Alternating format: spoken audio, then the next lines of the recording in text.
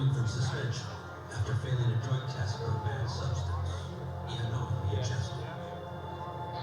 With his latest setback behind him, the all-time great is primed for a return to the top of the division he once dominated. It feels great being back in the gym, training full time. I actually spent the whole year off, boxing in my garage. But it feels great to be back with some teammates and just back in the swing of things. And I do feel like I'm still just getting started. I feel like I'm still a baby in the sport. There's so much more that I need to learn. I really believe the best is yet to come. An improving Jon Jones is a frightening concept for future opponents, especially considering the decade-long domination over his competitors.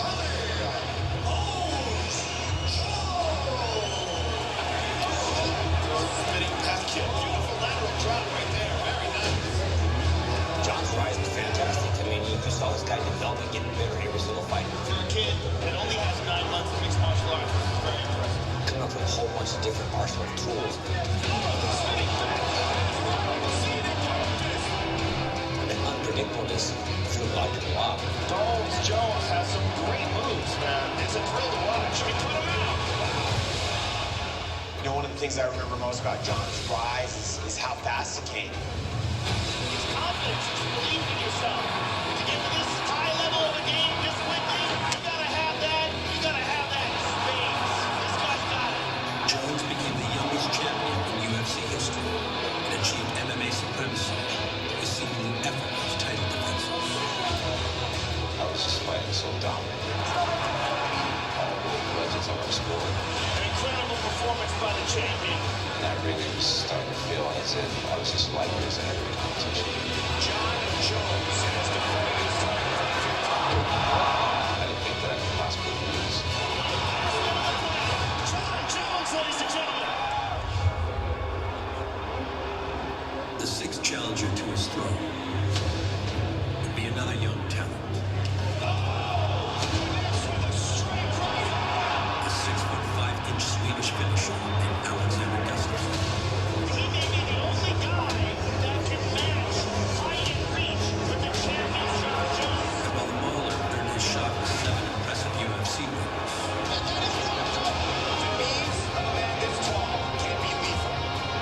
many discounted his chances of defeating the greatest. But Gustafsson entered fight week prepared. Unshaken by the supreme combat champion.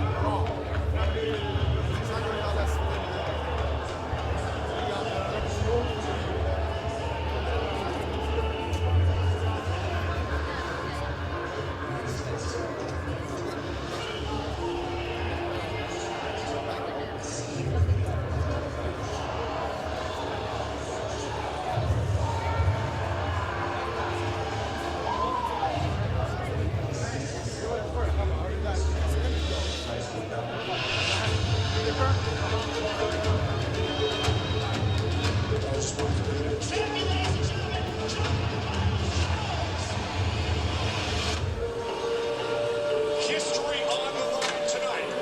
Jon Jones trying to defend for the 6th consecutive time against Alexander Gustafsson. He's an outstanding professional mixed martial arts fighter. That's what he is. He's got great footwork along the line from TJ Dillashaw's before light heavyweight, and that's unheard of. At the time, I came from an extremely arrogant place. I actually wore a shirt that said "not quite human." Joe, I can't disagree with his shirt. I would put it as a little bit better than you. I would say the next thing.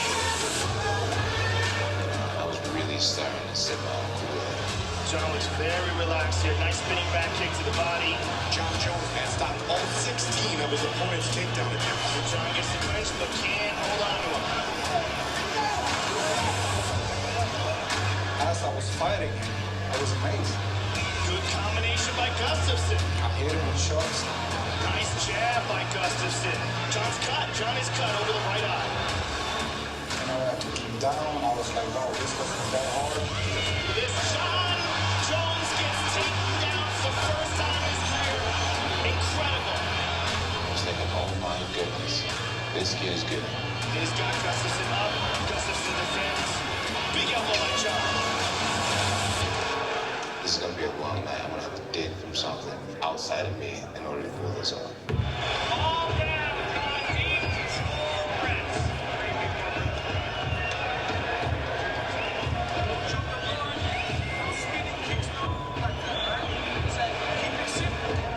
Well, I'm very impressed with Gustafsson so far, but the fight is just begun. Nice right hand. Look at him just fly off your shoulders. Goes high. Look at that. This has been the most he's ever been hit inside the octagon. Another right hand. Kicks the body. Hard kick and a left hand behind it. Excellent footwork by Gustafsson. Look at that combination. Oh, high kick. First 3 rounds were incredibly competitive, but because it was me, I lost because I wasn't down with it. We are headed to the championship rounds. And John Jones may be losing this fight. First win every time you got it. After you hit, angle, go again. After you hit, angle, go again. More pressure, get up. A lot of anxiety in the corner of the champion, Mike. Somewhere in that fight, I forgot to like bring the home. Here's a nice right hand by John. He goes up high. The last one we fought, we used to see me fight. There's a nice elbow. Jones has a vicious knee and a vicious elbow.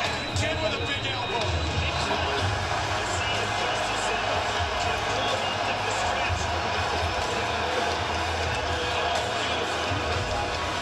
Nice elbow, steps in with it. Head kick. Gustafsson just ate it. Another head kick. What an incredible fight. Both of these guys are pushed to their limit in this fight. Another big kick from Jones. 30 seconds. 15. Head kick again. 15 seconds. And another one. Incredible. And an elbow. Flying knee by Jones. Unbelievable. What a fight. That might be the greatest title fight in history in the light heavyweight division. And I have nothing like it one.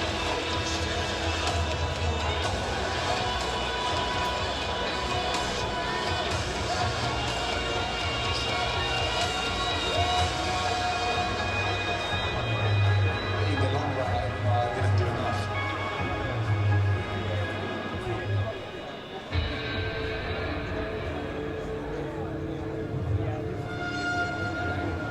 Gustafsson's near upset of Jones still resonates to this day. 4 minutes. And 5 years removed from the iconic title bout, I want to see the snap. I want to see the push. head coach Andreas Michael Let's go. You ready? remains headstrong. Nice better. Good luck. Good. Alex is going to be the best. He proved it the first time when everyone was doubting him. When John Jones was destroying everyone in his path. He proved that it's possible to beat him. For a minute. Let's go. 28.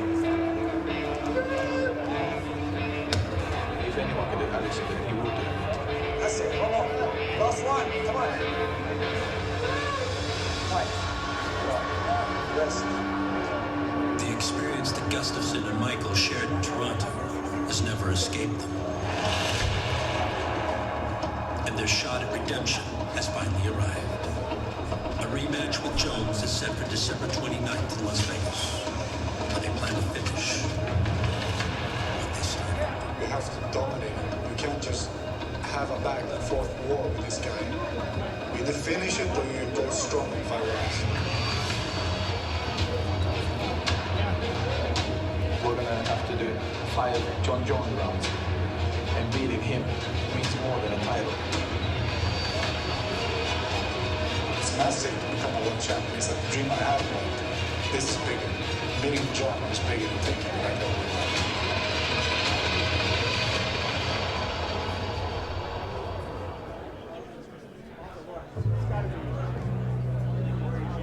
Sweden's countryside offers a sublime landscape that is impossible to deny. Even for UFC 232 headliner Alexander Gustafsson, who didn't always appreciate such elegant seclusion. I was born and raised in the countryside, and when I was a teenager, I hated so much being on the countryside. And now when I'm getting a little bit older, I enjoy it more and more. It's peaceful, it's nice, it's very close to nature, and I just relax, get away from the stress in the big city. I go to postcard. These outskirts are a far cry from the lifestyle Gustafsson has grown accustomed to.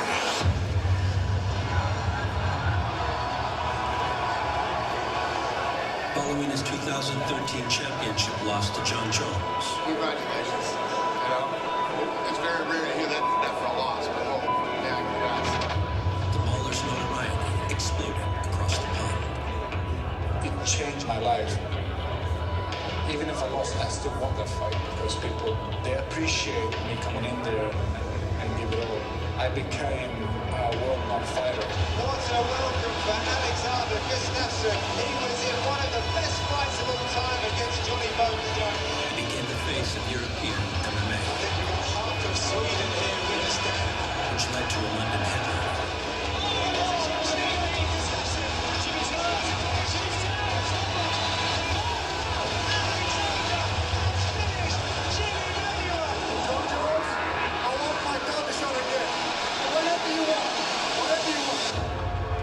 But life at the top proved to be challenging. Daniel Cormier was very, very confident and comfortable. Oh, big shot! Daniel's hurt! Gustafsson would drop a razor-thin split decision in his second shot at the light heavyweight title. But in 2017, Gustafsson would return to form with a vintage performance back home.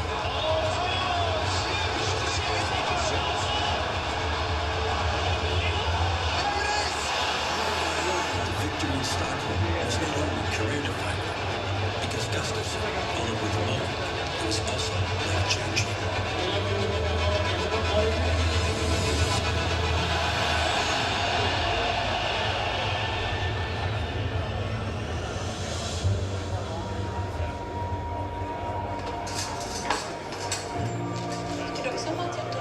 It couldn't be a better moment of taking that step after a win.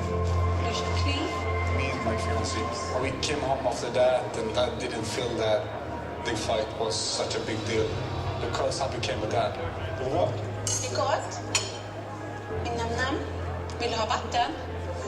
Vill du ha mjölk? Vill du ha vatten? We got 2 kids now, and it feels great. Har det gått älskling? Går du hämta Jeje? Är du färdig? Jag vet inte. Är du klar? Du har inte ätit någonting?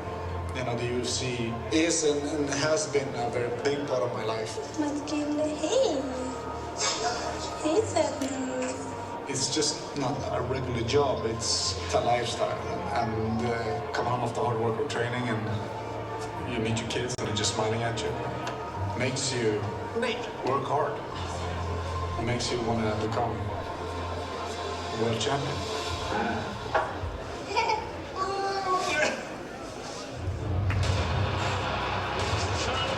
The most powerful pound fighter on earth. He is a true champion. Both Gustafsson and John Jones have had to fight their way back to the upcoming rematch on December 29th. John Jones is imposing his will on Glover in this fight. The champion looks for his 8th straight title. Take it down, DC! Incredible performance by the champion. For Jones, who's not suffered defeat inside the octagon since their last meeting,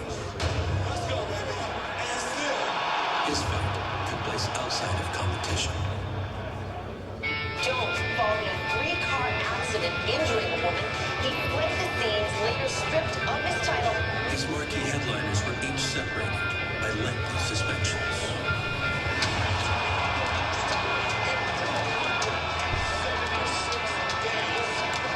Man, it feels so great to be back. I missed this game so much.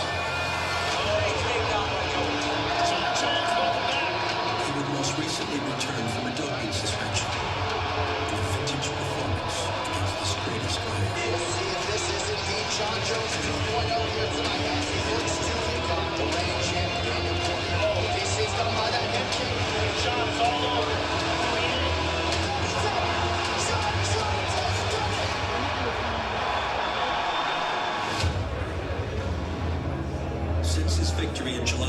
2017, Jones has dealt with another doping suspension.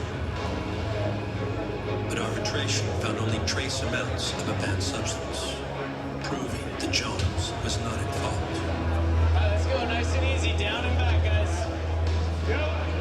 The now former champion would persevere because leaving the sport was never an option.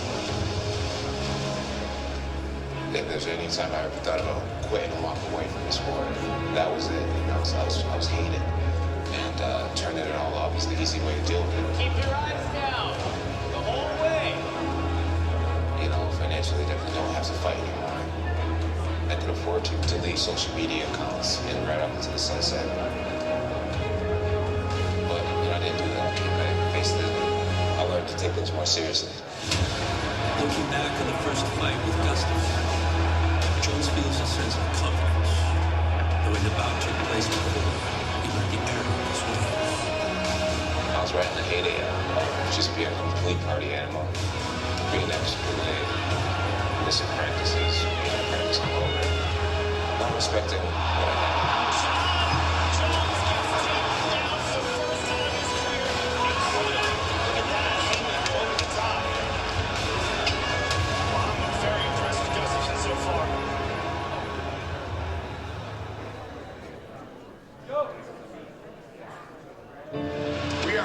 Championship rounds. And John Jones may be losing this fight, and he might have to take Gustafsson out to retain his title. What an incredible title fight. Who's the champion?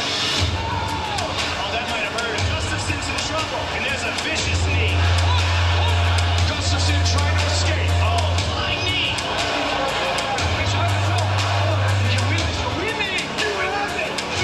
Final round. Both of these guys are pushed to their limit. Wow. The greatest title fight in the history of the light heavyweight division. I have no idea who won.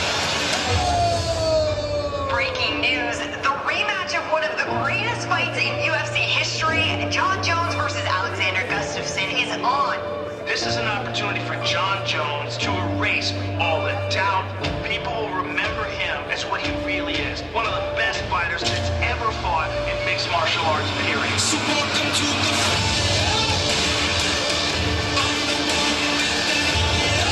the greatest talent we've ever seen inside the octagon.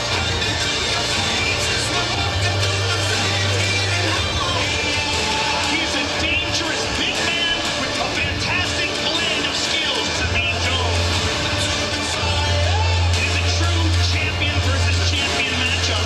Two of the greatest female strikers in combat sports history will finally meet. The highest level of fighting we've ever seen in women's mixed martial arts. 2 belts. That is a fantastic card. Welcome to the fire.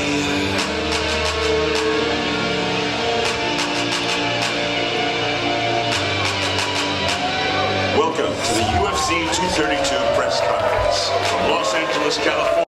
UFC 232 goes down this Saturday, only on pay-per-view. In the main event, it's the rematch of one of the greatest fights in UFC history. First to the stage, for more, the Swedish superstar, Alexander Gustafsson.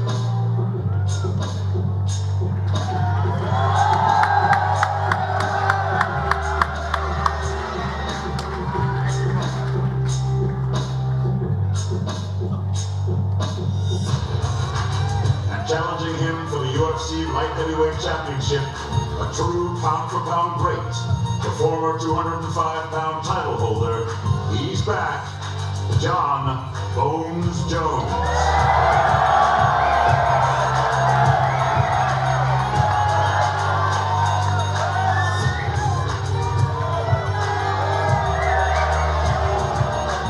And in the co-headliner, it's champion versus champion.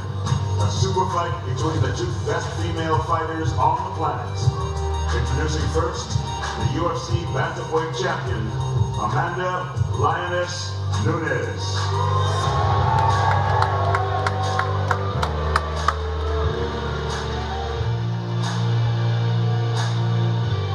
135-pound queen moves up to featherweight to face the most unstoppable force in women's MMA.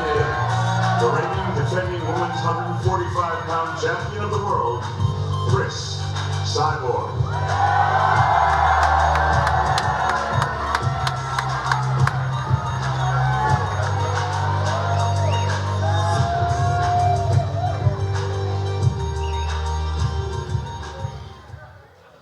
What's up, Los Angeles? How are you? Thanks for coming. Is this thing working? No? No. Hello? Hello? You got me? Can you hear me? No? We're off to a good start here. All right. Can you hear me now? All right. What's up, everybody? Thanks for coming out today. We made it. Who has the first question? Start with John, please. John, we spoke yesterday and you said, listen, I got to start focusing on myself. I got to concentrate. I got a championship fight this Saturday. Then you went out and did a fan meet and greet in the middle of the MGM lobby. I'm curious kind of why you wanted to do that, what your thought process was there. How's it going, Los Angeles?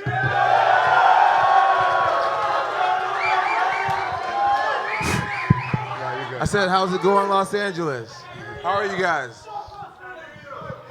My microphone's not working. All right, here we go. Here we go. I got coffee. All right.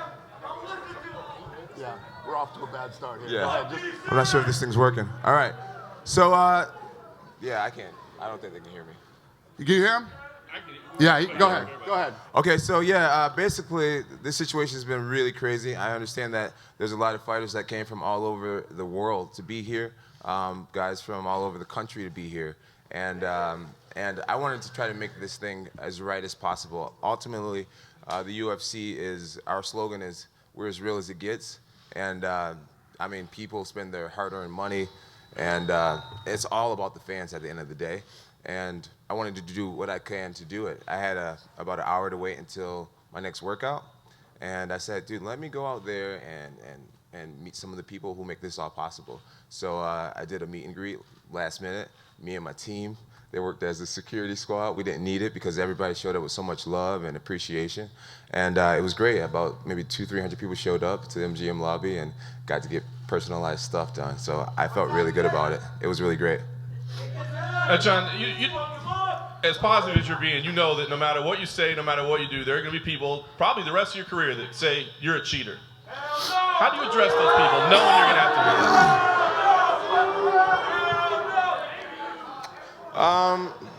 it? You know, I am in an interesting spot in the UFC. You know, I feel like I'm a polarizing athlete, and it's just going to follow me. You know, it's going to follow me. The way I deal with that is by waiting for USADA and now VADA to continue doing their research of what's going on in my body. And I think through their study, I'll be vindicated. And just continue trying to stay on the right path, you know, trying to do the right things and just focus on the things I can control. Thanks, John. Yeah. Alex, quick question for you. You had a chance to pull out of this fight. If you had concerns, you know, you had a chance to say, I'm out. What kept you in it? I mean, did you consider it at all, and why did you ultimately decide to say, no, I'm going to fight? No, I'm here to fight. That's what I'm here for, to fight. Hello? No, I'm here to fight. That's. Hello? Can you hear me? Yeah, go ahead. I'm here to fight. That's it. I'm here to fight. Nothing else.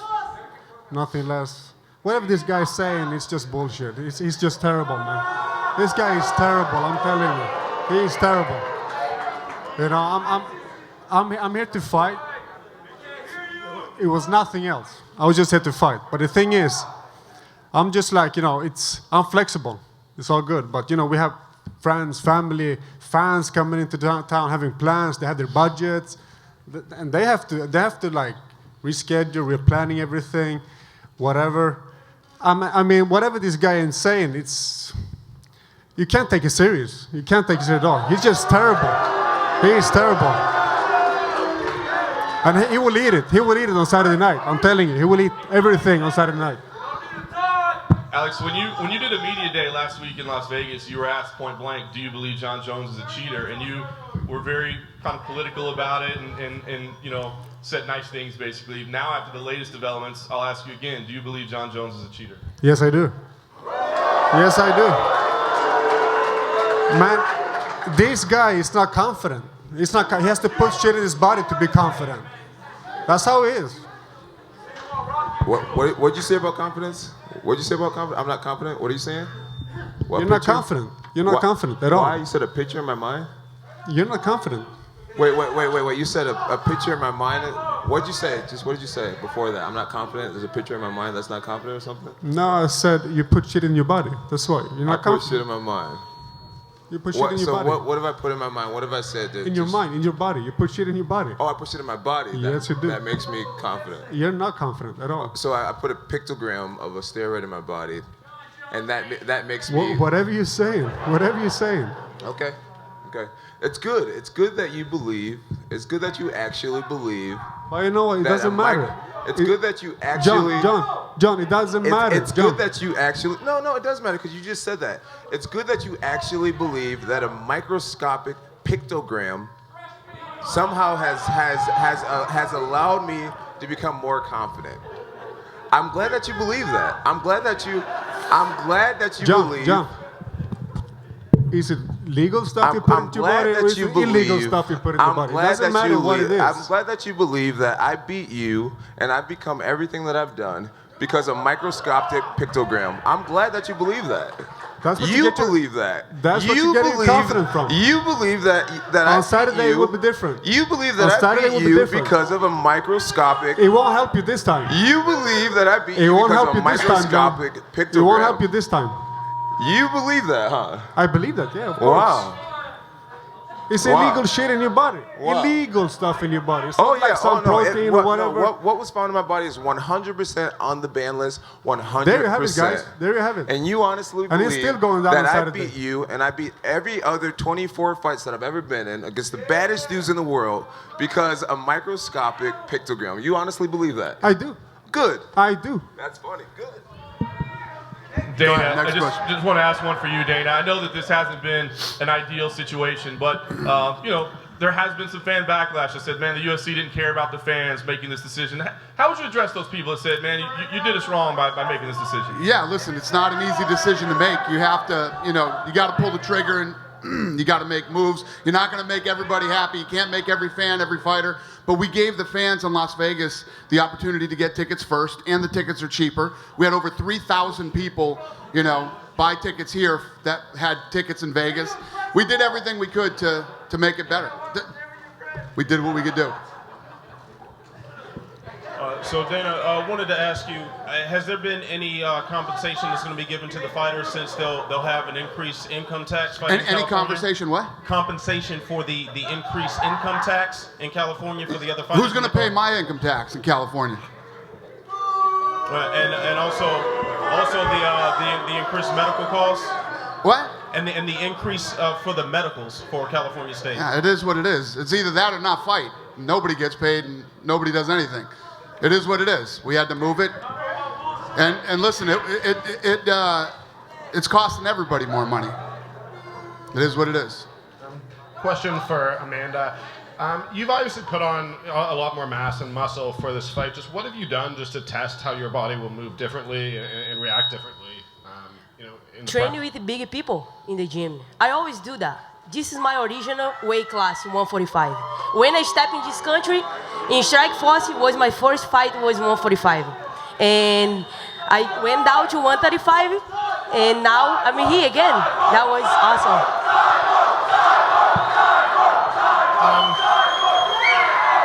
And then another one for Alex. Hey guys, just let us just talk. Let us just talk. Let's show respect. Hey, I gotta agree with Cyborg. It's really hard to do this, guys. I love your enthusiasm, but it's hard to do this. I mean, we're men. We're men. Let's be men, not teenagers. Alex, this is your third time fighting for the light heavyweight title, and the previous two were close decisions. I know you said you want to finish this fight. What have you done to make sure that this one doesn't go to the judges' scorecards? It could be. It could be points. It could be a finish. I'm just making sure I'm pushing my body in training, and I'm feeling great. Who has the next question? Go ahead, buddy. Question for Alex. Hey, Alex. So, like you said, there was a lot of people who were impacted by this change. People had to reschedule such things. Did you have a lot of people in your close personal friends and family who were impacted directly by this? Yeah, a couple. And as mentioned before, this is third time with Charm. What do you feel have been the biggest lessons that you've learned from each title fight so far? I just learned I have to dig deeper. Dig deeper every time.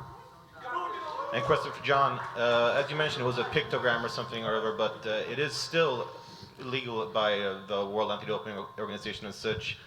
What steps have you taken to make sure that there's nothing like this ever happens again, considering that it now has been a reoccurring occurrence? So me, I was no genius and throughout schooling.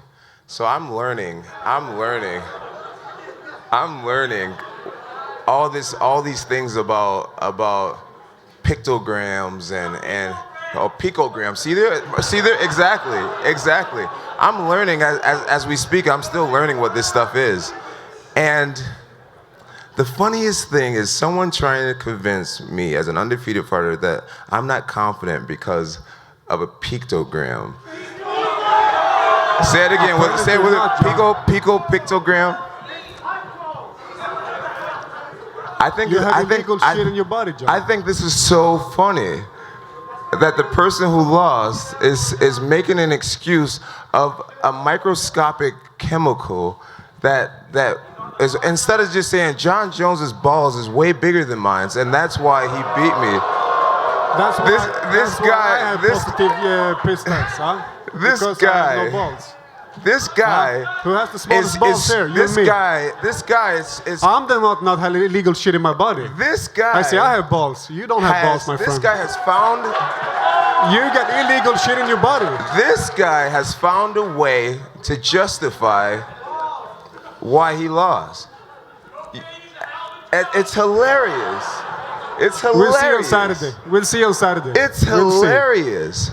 So I've been being educated by USADA, and now I'm being drug tested by WADA to prove my innocence, right?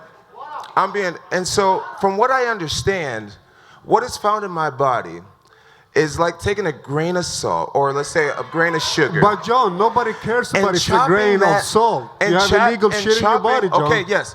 Okay. You just said your piece. Now let me explain. Let me answer, please. What a pictogram is? A picogram. Okay, fuck off. Okay, what a picogram is, it's taking a grain of salt and chopping it into 48 million pieces. A grain of salt, imagine this. Imagine a grain of salt and chopping that into 48 million pieces. That is why I beat Alexander Gustafsson? Are you serious? I mean, guys, wrap your head around what that is. Wrap your head around that is. And he really convinced him, and everybody else that I've beat in the past has convinced themselves that this is not the truth that you're looking at. 48 million pieces, one piece of salt. And that is why I almost knocked him out in the 4th round? John, John. And the craziest thing is that the we people. have a fight coming up now on Saturday. Oh, you still have that picogram in your body. Yes, I sure did, and that's why I beat you. That picogram. What? I would love to give you 1 picogram back, 1 grain of salt back. No, thank you. I'm good. And then let's see what you do with it. No, I'm good. I have my balls, You John. still would have been a bitch in the championship rounds with a picogram in your system. Who has the next question?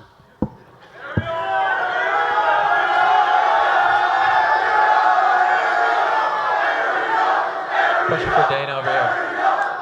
Okay, Dana. I've heard you say, and I've heard Jeff Nowitzki say, I heard Andy Foster say that you guys are 100% sure that this is not a new ingestion, that he didn't re-ingest anything. How do you know that for sure?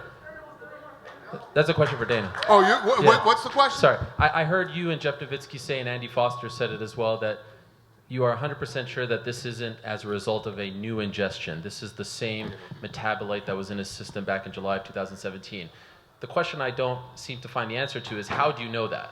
Because that's what the experts are saying. The experts are telling us That's what they do. How else would I know? The experts are telling us. And I don't expect you to know, but who Right, are the thank you. Who are the experts?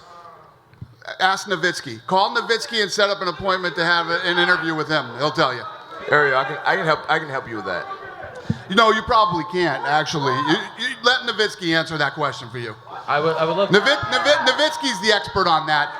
John Jones is calling it a pictogram, for Christ's sakes. Okay? Unfortunately, he's not I don't here. think he can answer that question. So talk to Nowitzki. Okay. He's also said that there's 12 to 14 other cases of this happening. Yeah, you got to talk to Nowitzki. If you want to talk drugs, talk to Nowitzki. Okay.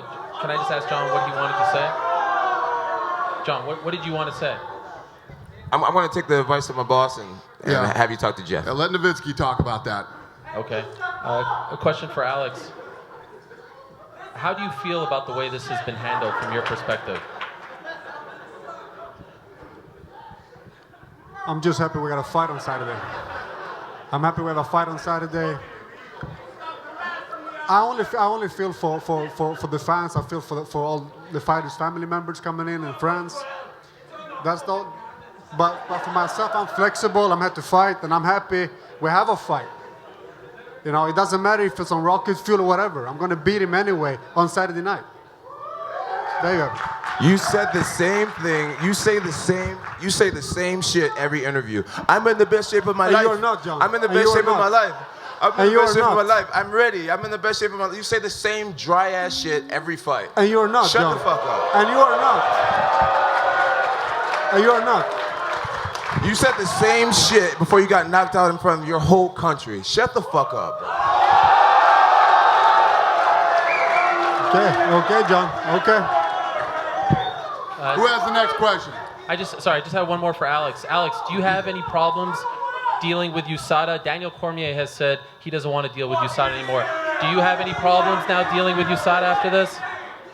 Do you have any issues working with USADA after this incident? Do you have any problems working with them going forward? No, I don't. But what choice do I have? Well, okay. Nothing? No, it's all good. They can come whenever they want. Who has the next question? Go ahead. For John over here to your right, you and the UFC have had a rocky past at times, a rocky relationship. Were you surprised that they did this? They uprooted the entire event from Las Vegas, brought it to LA. Were you surprised they went out of their way to do that?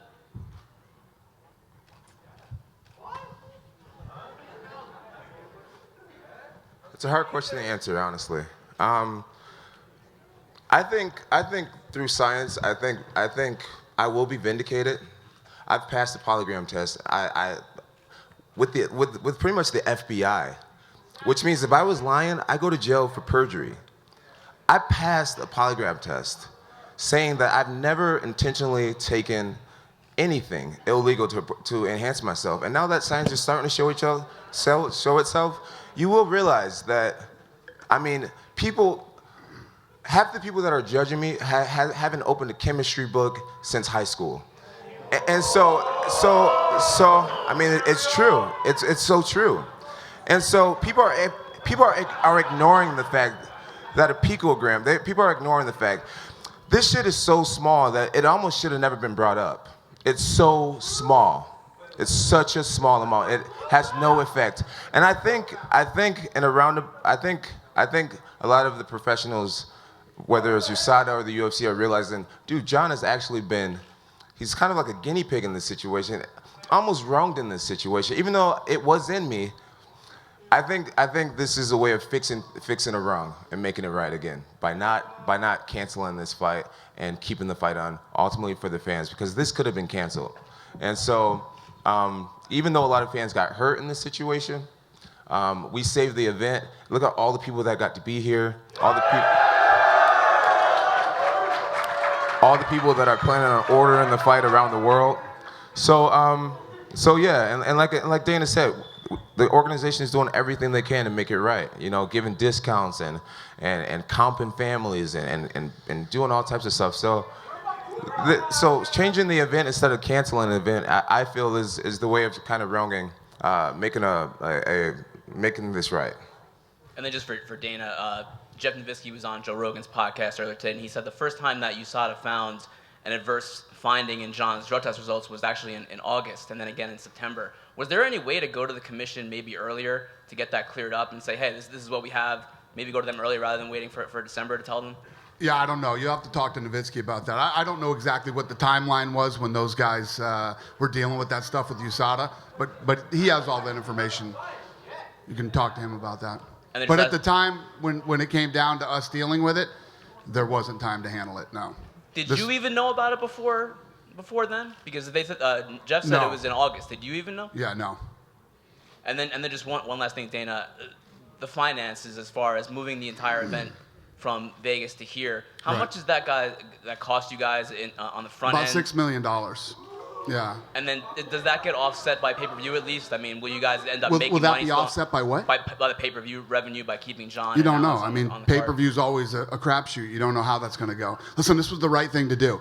At the end of the day, USADA's not going to put their reputation and their business on the line for one fight or one guy. We would never put anything on the line for one fight or one guy. We could have canceled this fight, moved it to March until he had time to go through the Nevada State Athletic Commission stuff. Could have done the fight in March and just did this in Vegas. This was the right thing to do. California was already very intimately involved in his situation. They knew everything. It was easy to get done, and the venue was available. So we moved it. We're here. This is how we work, man. This is what we do. So that's it. Dana? Yep.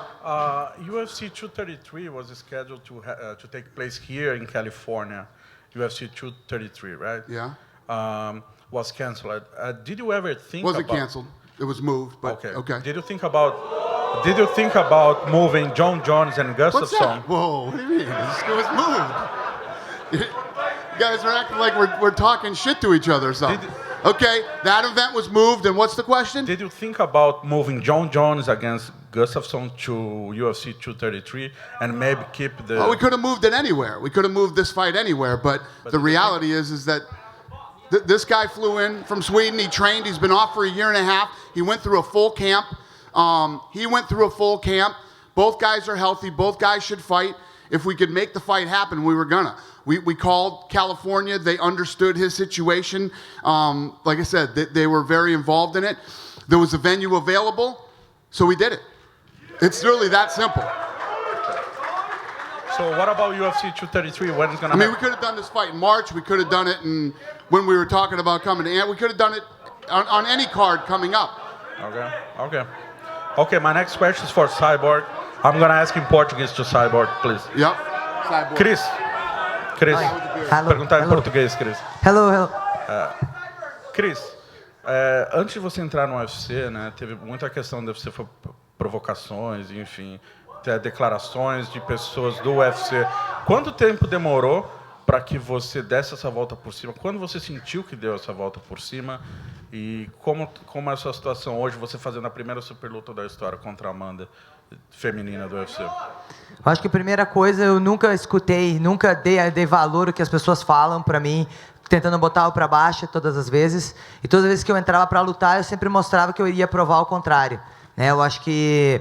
E não respondendo da forma que eles deveriam escutar. Né? Eu só entrando dentro do octágono e fazendo o meu trabalho. E com certeza isso fez com que eu chegasse onde eu estou agora. E eu acho que mostrando isso para eles e conquistando cada vez eles, porque na verdade muitas pessoas me julgavam apenas o que estava escrito na mídia, apenas o que a minha rival ficava falando de mim, mas quando as pessoas começaram a conhecer quem é mesmo, a Cyborg, eles começaram a ser fã, começaram a me seguir, isso que é mais importante e dava mais valor para mim. Hey guys, I'm sorry.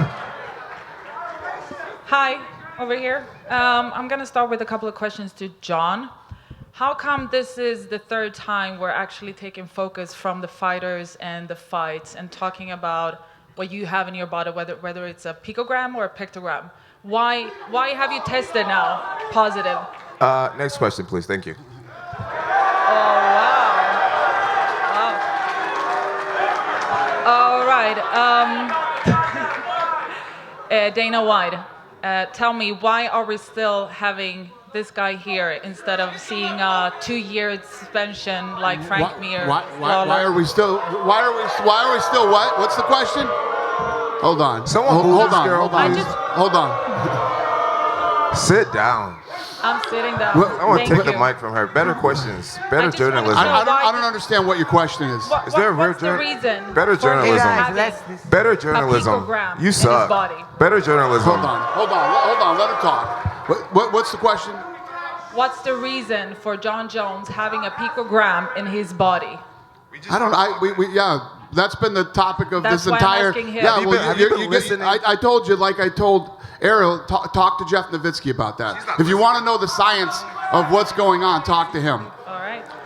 Alexander, what are your thoughts? Because it's been, the focus is on this instead of the big fight coming up. Finally, a good question. Finally, a good question. I think it's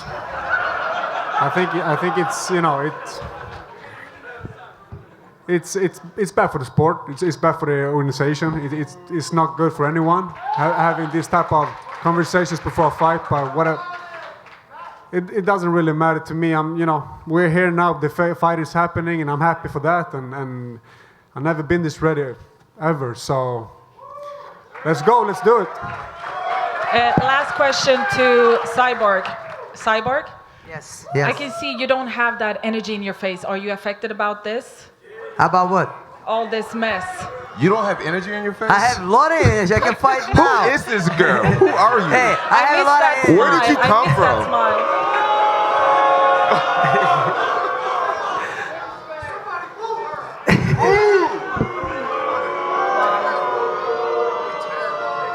All right. Next question. Who's got the next question? Dana. Yes, ma'am. I'm Annika, I'm from Swedish Radio. I wanted to ask Alexander, but I need to do it in Swedish because I need him to speak in Swedish. Is that okay? Yes, ma'am. Okej. När de har flyttat hela galan för hans skull och så där, känner du att du har en rättvis chans? För att du vann ju även den förra matchen, tycker många i Sverige, i den nationen som han talade om tidigare. Tror du att du har en rättvis chans här att vinna den här matchen? Absolut, jag har aldrig varit så här redo någonsin. Och det spelar ingen roll, jag är flexibel av mig. Jag kan tävla i Vegas, jag kan tävla i LA. Det är sak samma, jag är här för att vinna och jag kommer vinna på lördag. Det är det som gäller. Men den här... the last fight, the last time you fought him, it was very, very close. What have you done to prepare yourself to beat him this time, even in the eyes of the judges? Should I answer in English or Förlåt, Swedish? på svenska. Swedish. Jag har bara pressat min kropp ännu mer. Jag har lärt mig mina misstag, jag har lärt mig från mina förra matcher och jag kommer inte göra om samma misstag utan jag kommer kliva in där och göra allt jag kan för att ta hem det här bältet. Thank you. Thank you. Thank you, ma'am. Next question. Dana, to your left, right here. Yeah. You know, obviously, I understand you feel comfortable with everything that has happened. You feel comfortable with Jones' test. You feel comfortable with moving the fight. But I just wonder if at any time during the conversations about moving this, you talked about what's kind of going on right now, and that there would be so much talk about steroids and banned substances and metabolites before a fight, a rematch that we all think is one of the best fights of all time. Did that ever come into the equation of like, well, we don't want that to be the conversation before a fight like this? It's going to happen. It is what it is. You know, if we did this fight in March, it'd be the same. We'd be talking about the same things. And listen, John Jones has made some mistakes in his life. You know, every time this guy fights, there's going to be questions on whether John's going to. What's John going to do? How's John going to test? What's going to happen? It's always that's going to follow John. John needs to go in, win on Saturday night. Continue to stay straight and narrow and keep winning and cement his legacy. It's just, if he does that, the talk will go away. And John,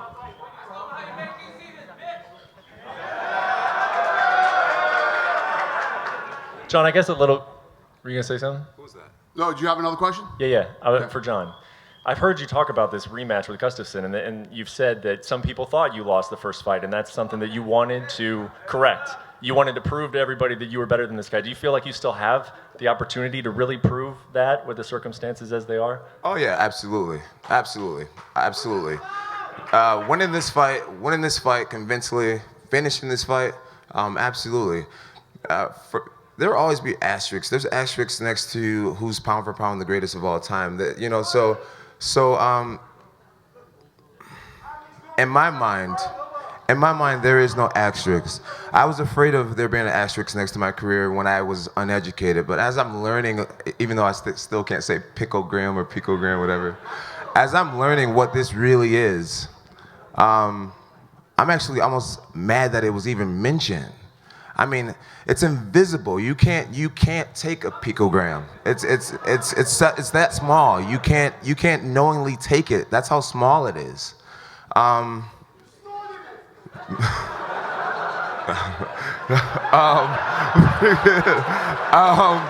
No, guys, joking. You guys are crazy. So I have completely set myself free from any type of, I listen to fighters from the past be like, oh, this is why he beat me, because he had this in him, and I get why they need to do that, to feel better, to feel like I can do it the second time. I get why they're doing that. But I've taken off the asterisks next to what I've done. I know what I've done, dude. Every push-up, every sit-up, freaking showing up to practice early, leaving there late, dude. Wrestling camp since I was 12 years old, freaking endless tournaments. I know what I've done. And so after beating Gustafsson, I'm gonna be right back on the track that I've always been on, which is being one of the all-time greats. And I know that in my heart, no matter who believes me or not. Hey.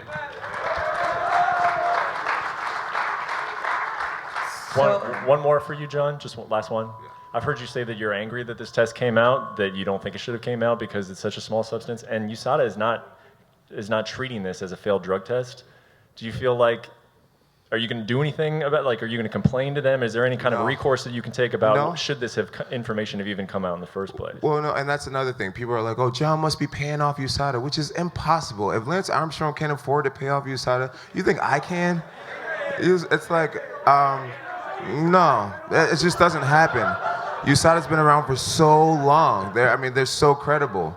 But I get it's me, so people like to come up with crazy stuff, and just like when I first came out, people are like, oh, his arms are long, that's why he wins. There's always going to be something. What's your question again? Because I'm ranting. Well, just that, is there any kind of recourse, any kind of conversation you can have with USADA about no, why I'm not going to come at you. There's nothing I can come at USADA about it. The fact is, I'm man enough to say, there is something in my system that is microscopic, that is so small, that does not help me do shit. There we go. A soul. I like that. And there's no reason to come at USADA about this. What I am is a guinea pig for our sport. What I'm finding out is that this shit is happening all across sports. There's so many athletes right now that has the M3 metabolite in their body, and it's coming in pulses and it's coming in waves. But my situation is the most public. But the reason why I'm here today being able to fight is because it gives me no advantage. Science is getting so good that they're finding shit. I guarantee you there's many people in the audience that has shit that's on the ban list that's never done any type of steroid, that wouldn't even know what this shit is. So the fact of the matter is, there is something in my bloodstream. It does not give me any advantage, and I'm grateful that USADA found it, because I'll be able to educate myself and know more about it. And for fighters in the future, it's going to help out a lot of people. I think the science is just so strong. They're finding shit that it's like, it's hard to explain. But I know for a fact that this is going to help fighters of the future and our sport. And no one said it should be easy being who I am. I accept the difficulty in it, and I'm up for the challenge. And like I said, through science, I feel like I'll be vindicated. So no worries. This is all going to be a blessing in disguise for me. I'm going to ask first in Portuguese, then I'm going to translate to English for the girls. Amanda, primeiro eu queria saber, parece que assim, né, você teve a Misha, depois a Ronda, e aí era sempre uma coisa assim de provação. Eu queria saber o quanto isso te motiva até hoje, chegando na luta com a Cris, para que isso faça de você uma atleta melhor lá dentro. So I asked her about her improvement since she faced Misha and then Ronda. People were always like doubting her. How does it affect her to improve herself inside the cage? Falar em português primeiro. I'm going to speak in Portuguese first. Me ajudou muito, né? Primeiro foi o UFC 200, que mudou tudo.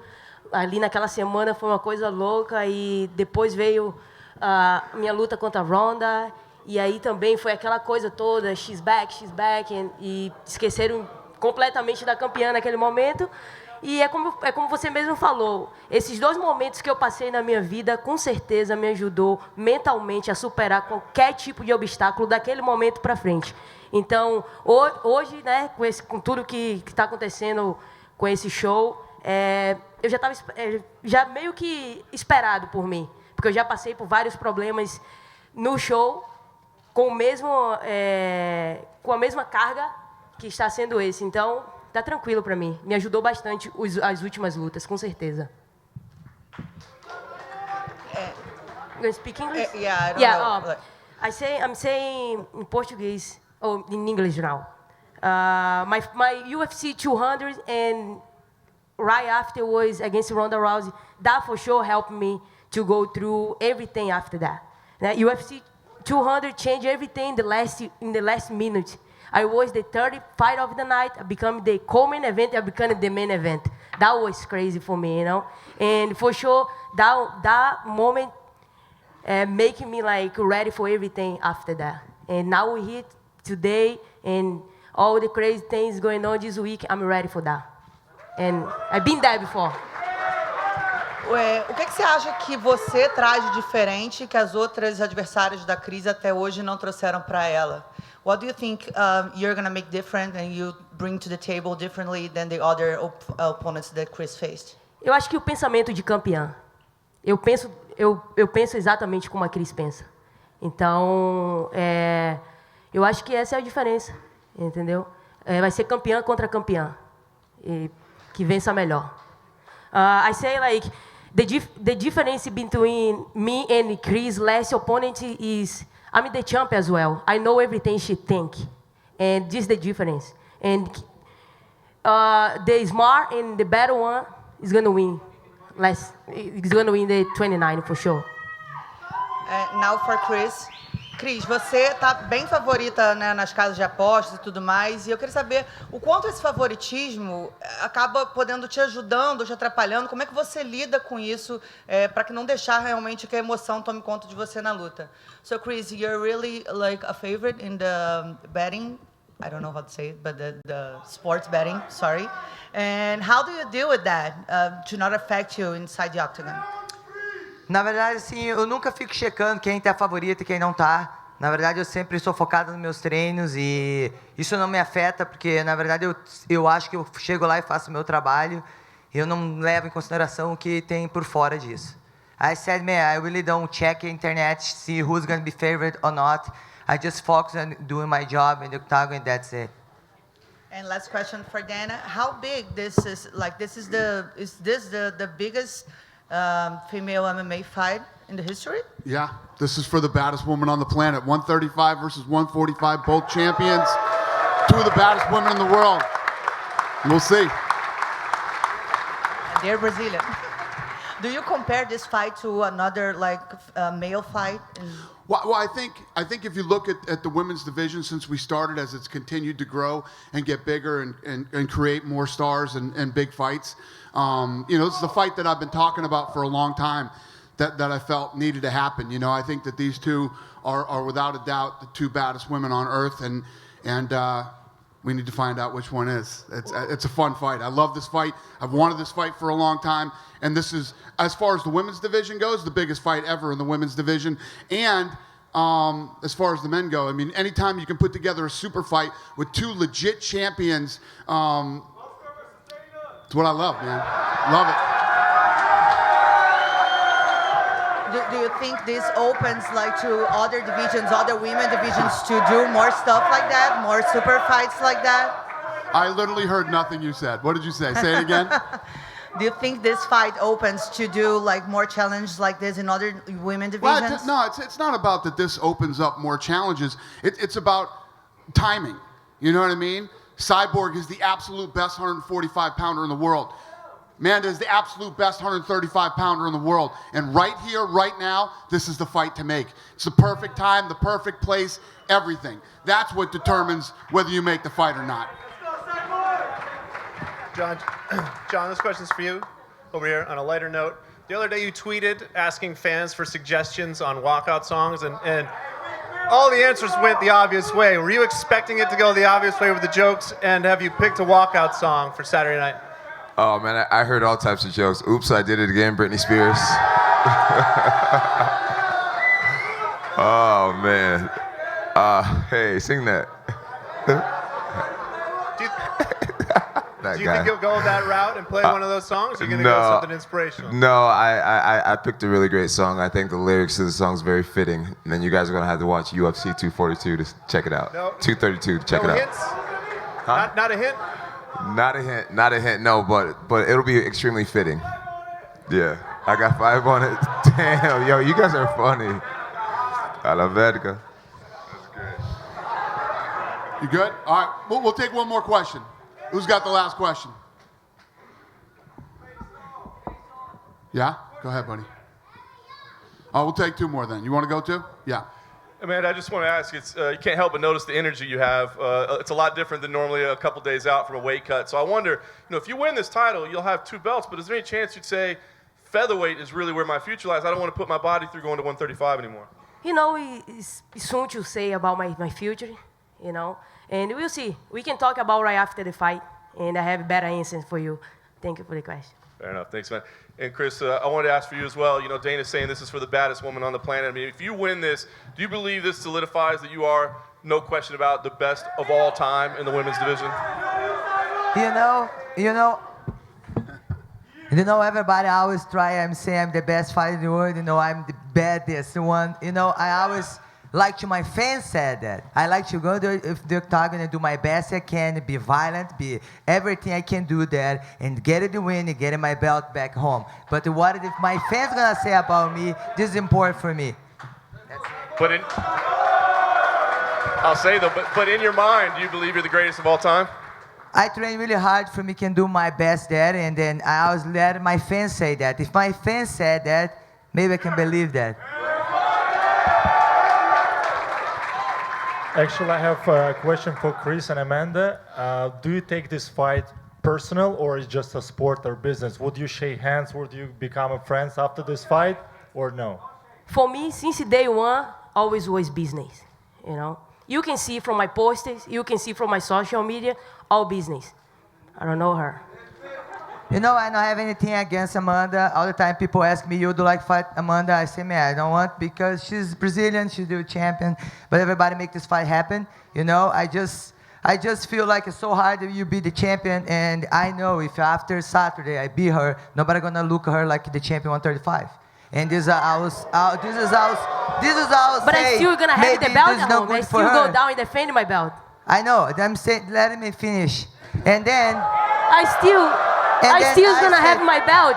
I'm gonna fight you and go down to 35. Let me finish. And then that's it, but she's pushed this fight so long. We supposed to fight Amanda after Hall home. And then we supposed to fight her after I beat Yana Kunaskaya. We supposed to fight July. We supposed to fight September. And she's having injury. She say, tomorrow Saturday gonna be the day. And I'm ready, and they're gonna be an amazing fight. And I don't have anything against her, We're just gonna fight Saturday, and I do my best I can and back my belt to home. In Jesus' name. That's it. Thank you. Thank you, LA. We'll see you Saturday.